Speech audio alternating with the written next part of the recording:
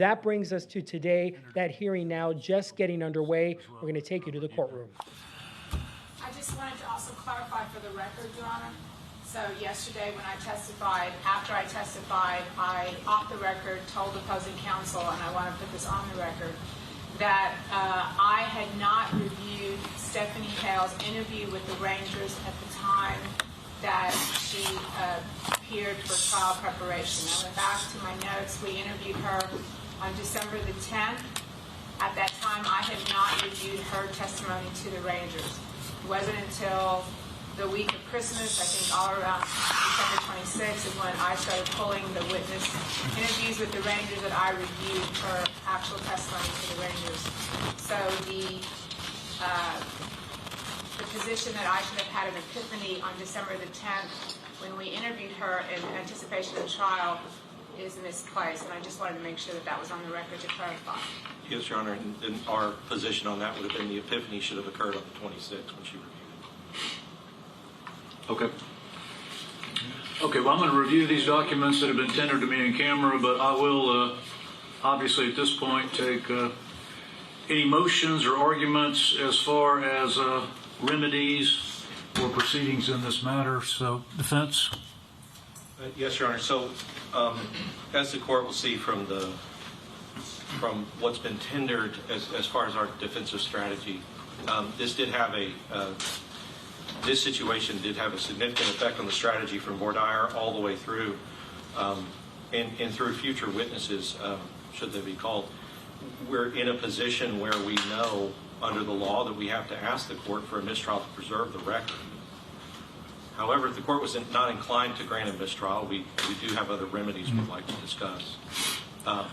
Well, let me just say this. Under Heath, the greatly awaited case from the Court of Criminal Appeals about the court's discretion and power to basically, if there is a Brady violation or a Morton violation, to have the ability to exclude that testimony. And they clarified that the prosecutors, it does not have to be an intentional act. And I'll say for the record that I find, based upon what we heard yesterday, that this was not an intentional act. At best, it was a negligent act, or at worst. So I do have the remedies under Heath available, but, if you're making your motion for mistrial, I will tell you I don't believe what I've heard so far without reading although I have summarized what you gave me, and I kind of already had an idea of what it was. So I guess my question is, since we talked about yesterday, the three things that were complained about was the puffing, her seeing the dirt being puffed up.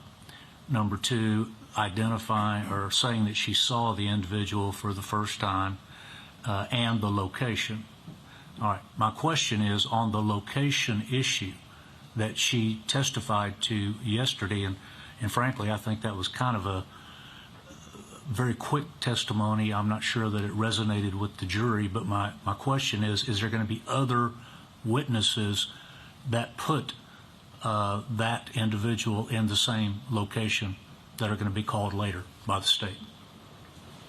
Your Honor, I would say the most probably compelling testimony are the casings in the case that would either corroborate or override what she said. I believe the location that she placed, she's from probably in the neighborhood of 100 yards away, looking toward the south end of the building, and she puts, I believe she marked, in a general area south of the building. The casings are going to be closer toward the west side of the building. That is, they're going to be further west by as much as 10 yards. I haven't figured the exact date. So a witness from 100 yards away placing a witness within a 10-yard distance, that would be the distinction. The other potential witness, Melanie Flores, testified that, would testify that the gunman, as she saw the children go into the south door, she saw the gunman at the south and west corner of the building, which I believe her testimony will put it halfway between where the casings were and where this witness says it was. Okay. Well, I did a little research last evening, and again, I don't want to. I've reviewed your in-camera explanation of how this affects your defense strategy, and I'd already kind of gleaned what it was. So I can tell you, I'm going to deny the motion for mistrial. You have made it, and you've preserved your record. Again. Yes, sir. And additionally, can I just, so I can make sure it's clear, because we all know how the courts start interpreting it later. We will go with whatever remedy the court decides that we can decide it. However, we do not believe that it's a sufficient remedy, and mistrial would be the only. Yeah, I'm going to deny the motion for mistrial over your objection, obviously. And I'm going to find under Heath, although it's not a prerequisite, that it was not intentional by the district attorney's office. It was negligent, and I don't believe what was testified to in front of the jury resonated enough to significantly affect your trial strategy. But what I am going to do under Heath is I'm going to exclude her testimony. We have before you do that, really, I just want to know we have a response, if you would consider that. So. We would also have a response to that, and just so we can explain to the court that our primary concern with an exclusion is that basically what's happened, and I understand the jury, and you'll instruct the jury to disregard. I think a lot of that testimony, though, is going to be difficult for them to disregard. A lot of it is emotional testimony. One of the things that we were thinking about as a remedy would be to allow us to play her statement to the Rangers in its entirety to the jury, so that they can hear what she said in the first 4 days. Well, I was going to give the option of, even if I exclude her testimony, you still, if you wish, could cross-examine her and do that. Okay. And then at the conclusion of that, my thought could be to exclude it at that time. Yes, Your Honor. It's not, because I guess my concern would be if we excluded it now and they haven't had an opportunity for it. I was going to give you that choice, but you jumped ahead of me. Sorry, Judge. I'm sorry. I got a little afraid. I'm sorry. All right, Ms. Mitchell, what do you have? Your Honor, we just have a stage response to the defendant's motion to exclude the testimony of witnesses S.H. in anticipation of their motion. So I just want to file that with the court for the court's consideration. If you could file stamp this copy too. Okay, well, And that's my copy. Yeah. The first copy's for the judge. I'm sorry. okay, thank you. I just want to file stamp copy. Okay, so again, this is kind of a sua sponte remedy that I've devised. It's not really their motion.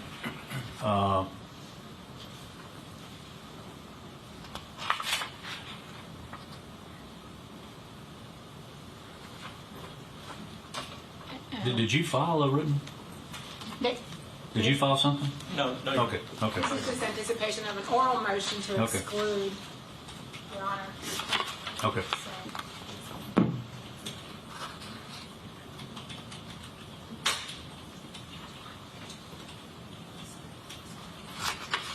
I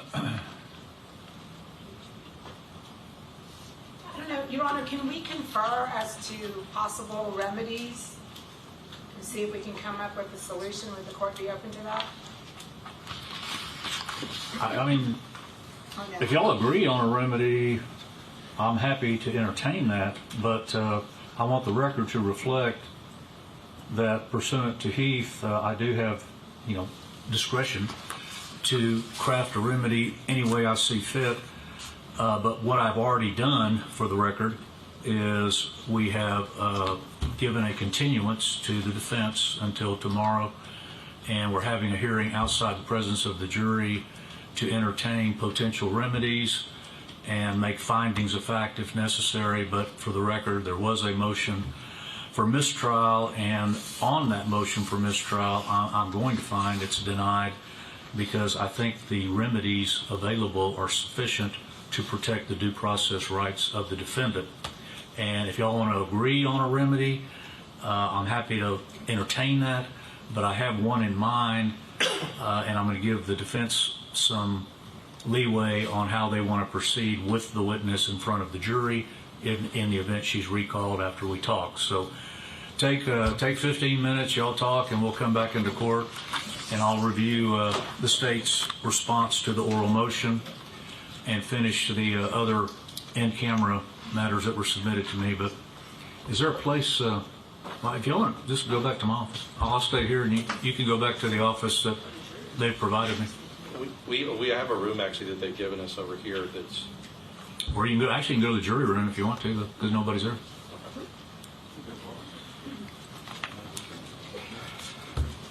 But I'm assuming that contemplates conferring that everybody goes. The state joins you.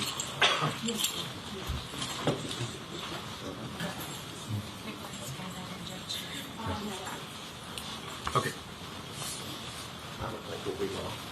That's fine.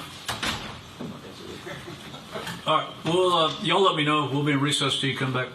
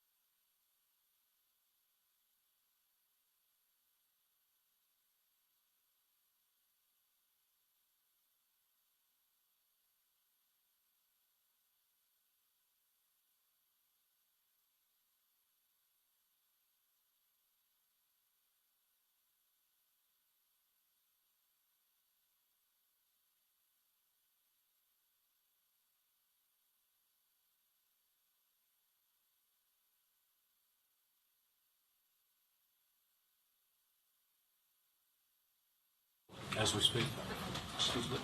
You're welcome to verify the clerk is sealing those documents as we speak. Thank you. The,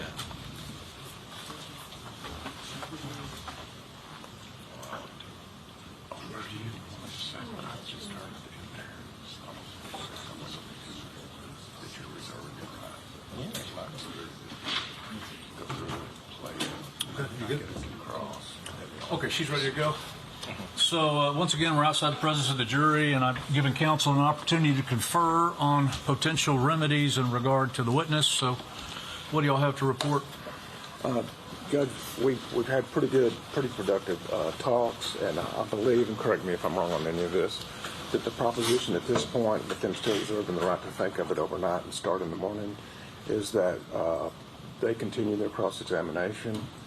They get to also play the entire statement that she made. We would then get to redirect, and then they still reserve the right to ask you to exclude all the testimony.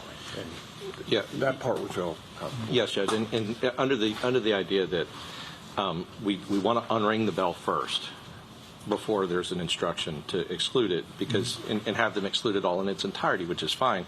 But we would like to be able to unring that bell and then make that decision.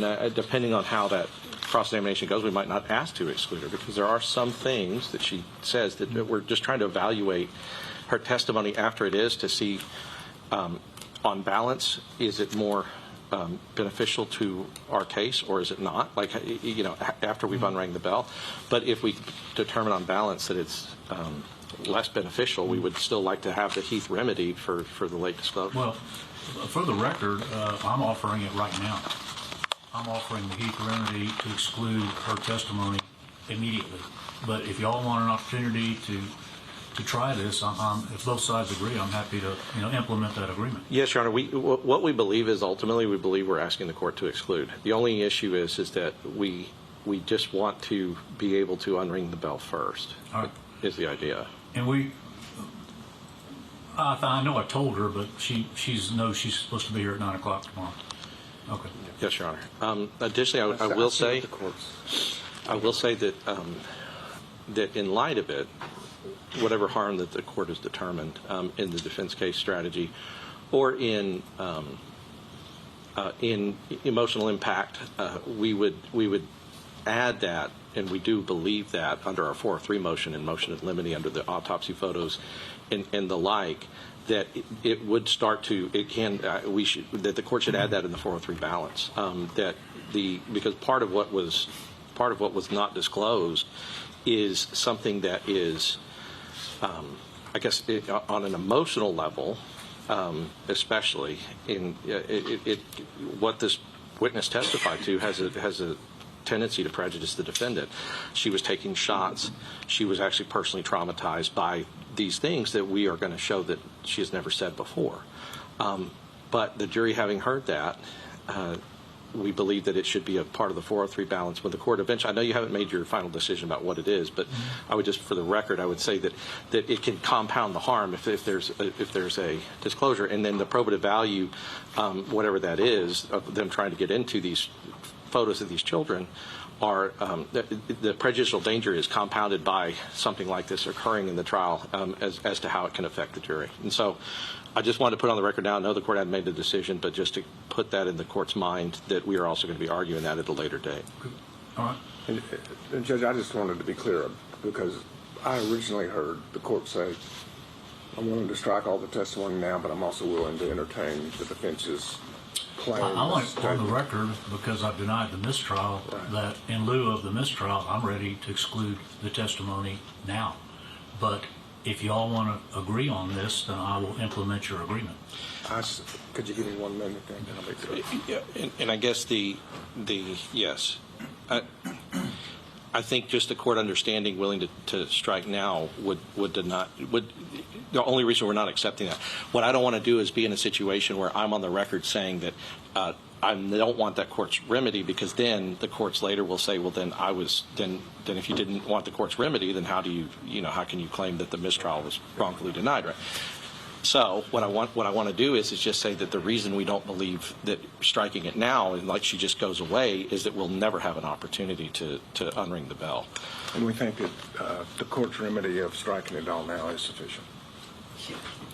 Right. You see what I mean? And so what it does is it puts us in a situation where that remedy could actually harm our client worse by. Well, all right. Well, we'll let the defense proceed as we just discussed, and she needs to be here at 9 o'clock in the morning, and then I'll make a decision on exclusion with everybody's participation after we rest and or actually she's finished with redirect and recross, whatever the case may be. Yes, Your Honor. But my recollection is she's on cross now. She is. Okay.